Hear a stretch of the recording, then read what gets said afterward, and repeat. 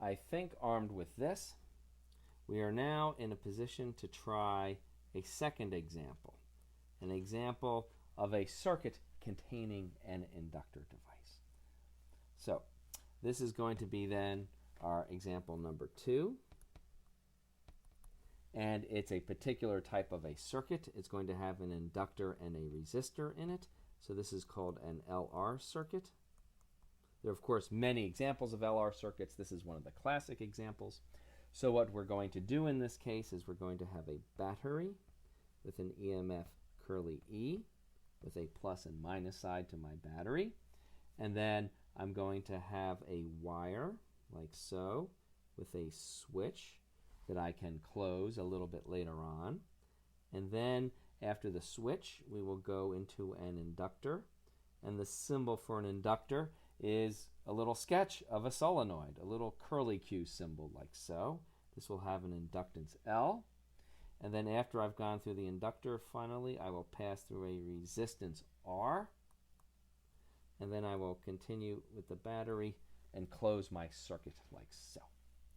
Now, when we throw the switch, of course, current is going to want to begin to flow out of that battery, and it's going to go around my circuit.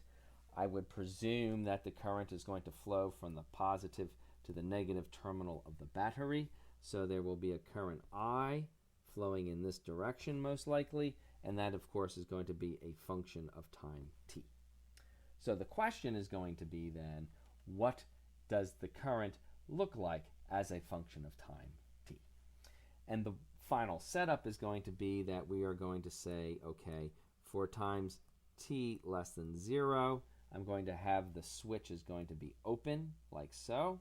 So we know then for those times the current flowing in the circuit I of t is going to be 0. But then what's going to happen is that at time t equals 0, we're going to close the switch. So we're going to close switch S. Here we can call the switch circuit element S. And then the question is, let's write that a little more nicely. Then the question is going to be, what is I then for times t greater than 0 after we've closed that switch?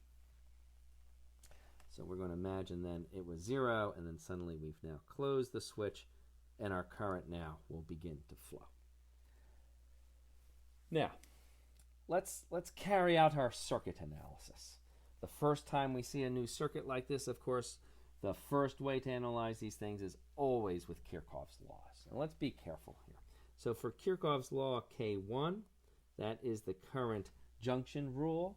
In this case, it's pretty simple. The only junctions really are the connections between the various circuit elements, and whatever current flows into a junction has to flow out of it. So we know the current coming out of the battery, of course, is going through the switch. It's the same current then that is flowing down through my inductor, and the same current I that flows then through my resistor and eventually back into my battery. Immediately then, we can check off Kirchhoff 1 in this case. Also, as we begin to think about the second Kirchhoff law, K2, the effective Kirchhoff's law we're going to be using always, you will notice that I have a presumed direction of current through each of my circuit elements.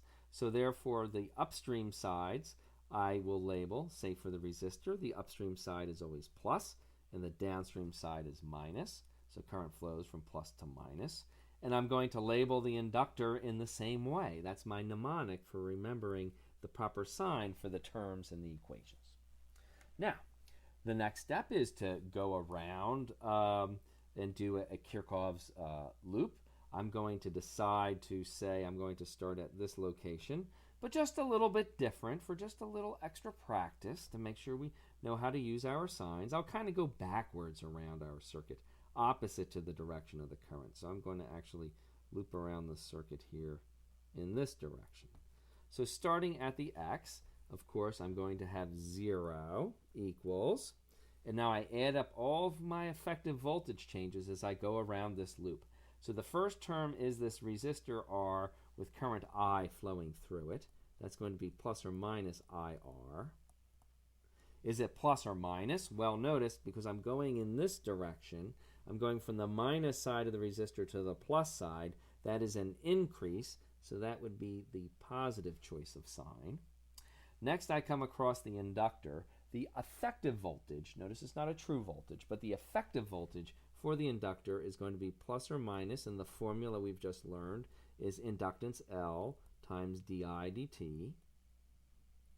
And in this case, once again, I'm going from the minus side of the inductor to the plus side of the inductor. I'm going upstream through the inductor against the presumed direction of the flow of the current, so that is a plus.